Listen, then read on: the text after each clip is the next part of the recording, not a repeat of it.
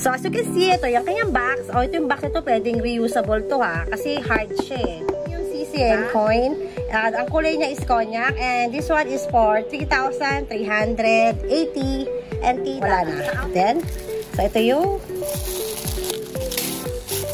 wallet. So, para sa akin, ayan siya. Meron siyang tag na Tommy. And then, yung kulay ng Tommy, ayan o, nakalagay. And then, buksan natin. So, ito ang kanyang credit card na lagay ng any cards. 1, 2, 3, 4. Ano kaya ito? Itong isa na ito.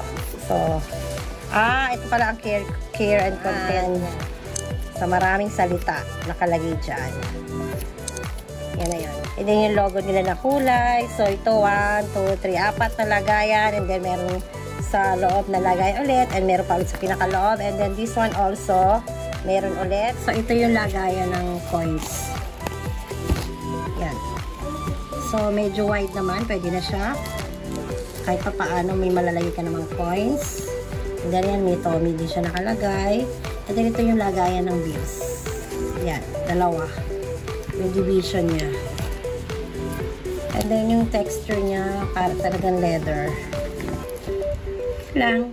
So, again, ito lang yung aking mini unboxing ng Tommy. So, actually, para to sa asawa ko. Yun lang. Thank you for watching. Bye-bye!